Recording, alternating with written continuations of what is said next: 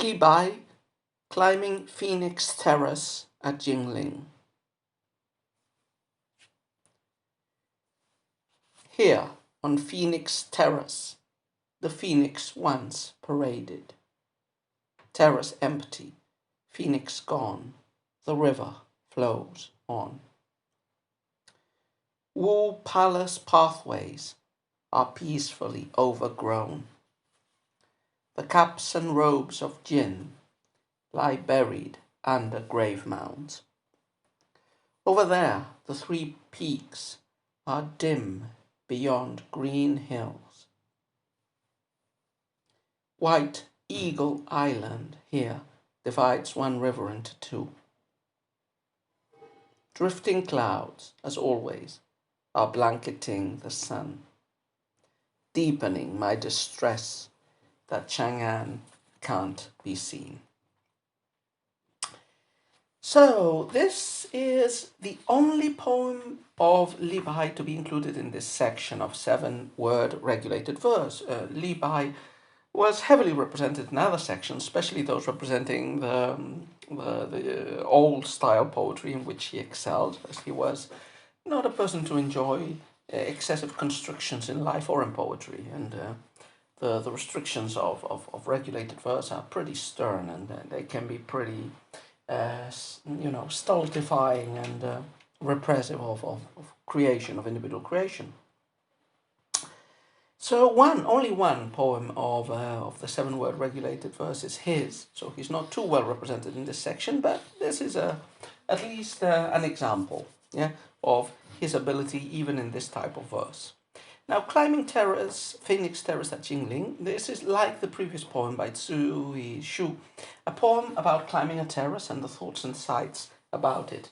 But Climbing Terraces, really fits in within a broader subgenre of climbing elevated structures, whether man-made, like towers, or terraces, or natural, like mountains, and reflecting on the insight, on the extended sight that the physical ascension of a high building or a high mountain leads to, and making it a metaphor and parallel for intellectual insight, for seeing into the past, for seeing into the truth. Let's talk a little bit about this poem. So, Climbing Phoenix Terrace at Jinling was traditionally thought to have been a response of Li Bai's to Zui Hao's Yellow Crane Tower, which you will remember is the first poem that we read in this section. Later critics, I think already probably in the Tang, well, not in the Tang, in the Song dynasty, critics started appreciating Zui Hao's Yellow Crane Tower as the best ever poem in the heptasyllabic meter. But earlier than that, it probably was pretty appreciated, and some people some critics have said that this poem by Li Bai is an answer. It's his own take on creating a similar poem to Yellow Crane Tower. And if you take a look at both poems, the similarities are quite astounding. There's a very literal one. I think one of the lines from Zui Hao's poem, the 7th or the 8th, is the same as the one appearing in the same position in Li Bai's poem. I think it's probably the 7th, although it's translated quite differently in both poems. So in Zui Hao's it was, "In the setting sun, I cannot see my old home," and in this one it's, "Drifting clouds as always are blanketing the sun." But remember, Chinese verse is very elusive and very unexplicit, which means depending on the context, probably the same characters could be read in different ways. Anyway, if you remember, Zui Hao's poem, Yellow Crane Tower, was basically a poem about loss and retirement in the present and sadness. So the poem started with this tower, which was associated with an immortal that went away, and therefore with the contrast between the current present situation where no immortals are present and the glorious past when Taoist transcendence might have been possible. And then the poem described nature, and this description of nature is meant to contrast, so the fugacity of humankind, of human lives, of human endeavors, contrasted with the indifference and cyclical renewal of nature. And of course, the poem ends with a sad note in which Zhui Hao expressed himself directly, saying that he is homesick and that he feels sad. So you could say this poem follows a similar structure as well. This is a poem, as we said, it belongs to the subgenre of insight, climbing, elevations. The insight here seems to be not so religious and Taoistic as in Zhui Hao's poem. It's more historical and cultural, because we will explain in a minute. This Phoenix Terrace is close to Jinling, which had been the capital of the Southern dynasties. So evocations of that gloriously lost past are made quite explicit. But you also have the absence of the supernatural element. In Zhui Hao's poem, it was the yellow crane and the immortal who climbed to heaven on it. Here it is Phoenix Terrace, a place where phoenixes, birds, supernatural birds that are associated with good rule, they were meant to be there, but they're no longer there. And there is the element of nature, I think in the same position in the third couplet. Yeah. So nature with its sights and nature being indifferent to humankind in its beauty and renewal. And there's also the conclusion with the subjective sadness of the poet. So, they're quite parallel pieces, thematically and in other respects, although with a difference in tone. That is, Zhui Hao puts the focus on transcendent themes related to Taoism. Li Bai's is a more down-to-earth poem. It feels like, and some have interpreted it as a complaint and a hope for going back to office. This poem was allegedly composed after Li Bai's dismissal from the Hanlin Academy, or at least some dismissal from the capital and the court. And you could say that the tone of the poem expresses his frustration at not serving in office, or not being at least close to the emperor, and his desire to go back there. And, it has a much more mundane focus, not the supernatural, but the dynasties of the past and service. So the poem is Climbing Phoenix Terrace at Jinling. So Phoenix Terrace was built by Emperor Wen of the Liu Song dynasty near what was then the capital of the Southern dynasties. That is, when China became fragmented in the Three Kingdoms period, from the year 200 AD onwards, the Southern Kingdom, the Kingdom of Wu under Sun Quan, made its capital a city close to the Yangtze River Valley called Jiangkan.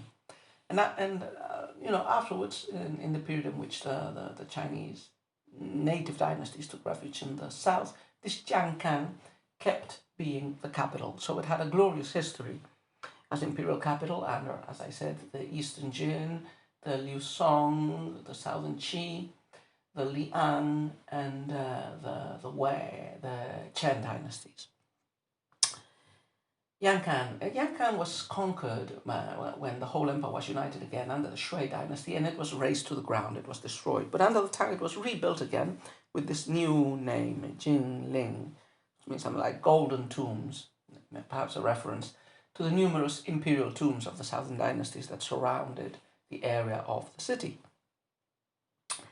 So Jinling and this Phoenix Terrace, associated to one of the most successful kings or emperors of the southern dynasties, evokes this atmosphere of the six dynasties. The six dynasties were a time of cultural flourishing, but of political decadence. And the attitude of Tang scholar officials towards the South dynasties and its literary heritage was always ambivalent. So on the one hand, they greatly admired the literature that was created during the six dynasties, especially a compilation of it that was done by the Liang crown prince, Xiaotong, the Wen Xuan, which was a basic requirement that all scholar officials had to memorize if they hoped to pass the examinations, the Jingxi, because one part of the examinations was a composition of a Shi poem and a Fu rhapsody, generally on topics and following the models of Six Dynasties poetry. But on the other hand, there was a negative attitude towards the Six Dynasties, their poetry, and even the space of the capital, Changkang, the Jinling, because it was associated with political decadence, with weak imperial rule, with northern China invaded by the barbarians, and the aestheticist attitude to literature that flourished in the period of disunion, that is, breaking away from the Confucian view of literature as expressing political intentions and good rule and morality, to a view of literature as just belles lettres, as the creation of beautiful art for art's sake, that view was rejected by the more orthodox or dogmatic Confucians as immoral. That is, only an immoral age can patronize and defend a purely aesthetic view of literature, of beauty for beauty's sake.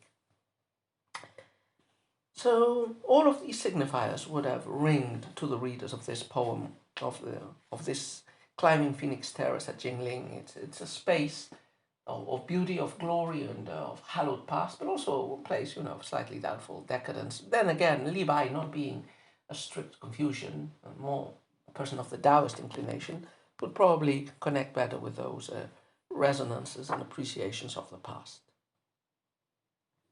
Okay, let's take a look at the poem as usual, couplet by couplet. Here on Phoenix Terrace, the phoenix once paraded. Terrace empty, phoenix gone, the river flows on.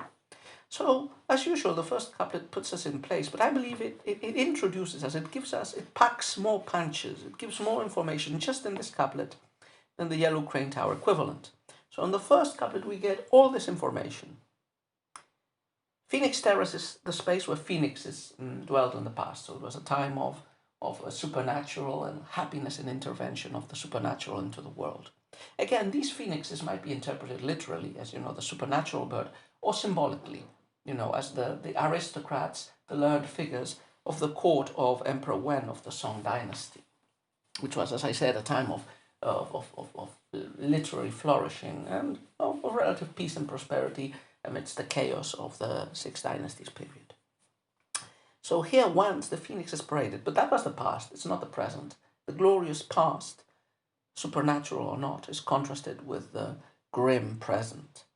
Terrace empty, phoenix gone, the river flows on. Those glories of the past have gone. Now we only have the river flowing on because, nature continues unfeelingly and insensibly, while human or supernatural achievements and glories have faded away.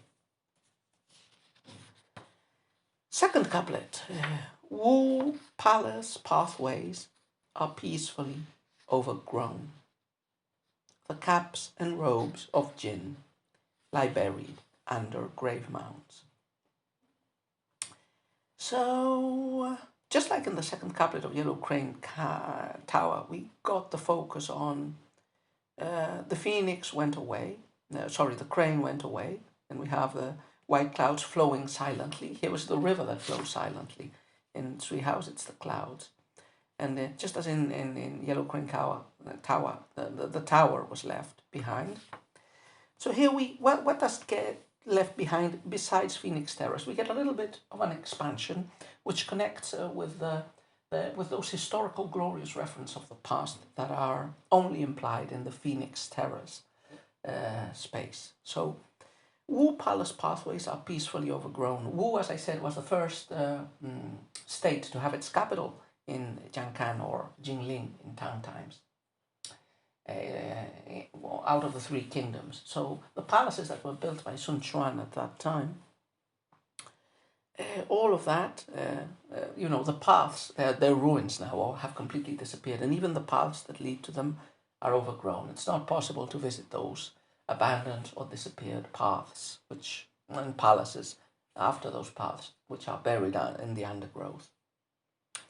And not only the physical buildings, but the courtiers' robes and clothes, and by metonymy, the courtiers, the scholars of the Jin dynasty, and also the court life. The caps and robes of Jin lie buried under grave mounds. So Wu and Jin are two of the dynasties of that period. And all of that glory is gone away, buried by nature or buried by human constructions, by tumuli, by funerary mounds, the ones that give name to Jinling, as we said, which is golden burial mounds. All that glory of the past has vanished, with hardly a trace left.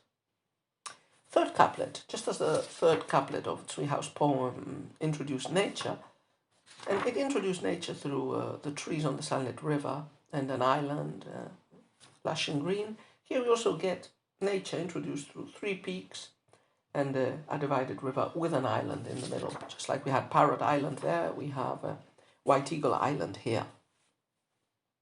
Just as we had green trees next to the river, now we have green hills hiding or acting as a screen for the three peaks, mountains that can be seen in the distance.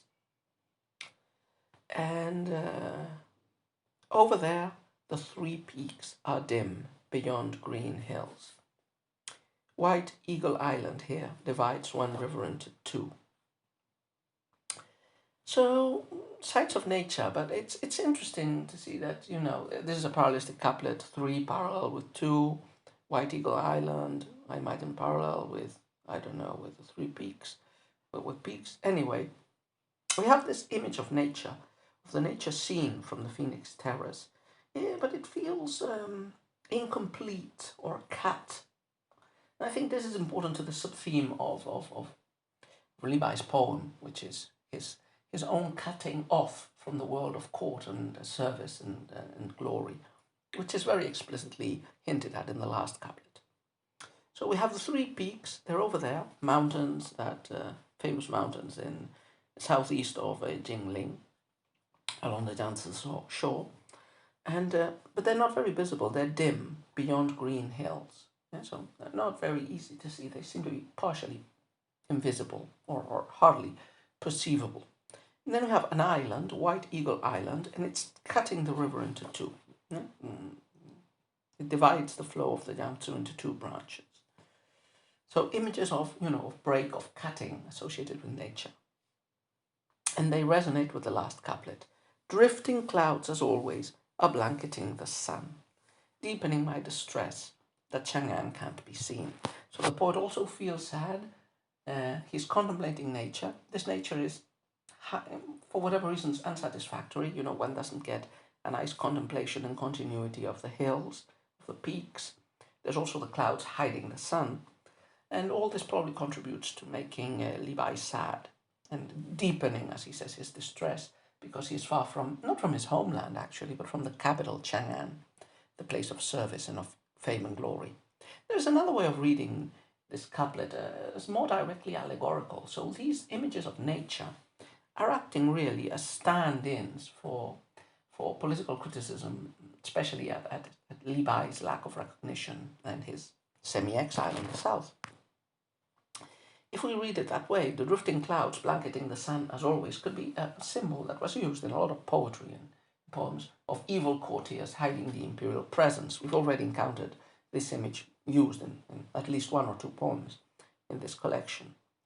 So that division of the river into 2, those clouds hiding the sun, clearly seem to echo an image of Levi not gaining recognition, and they connect well with the last line, with the sadness at not seeing Chang'an, at not being able to serve. So quite an interesting poem, and even when imitating, or rather than imitating, when adapting to his own point of view, inclinations and subject matter, another person's poem, he is still Levi, and he excels in making a wonderful work of art.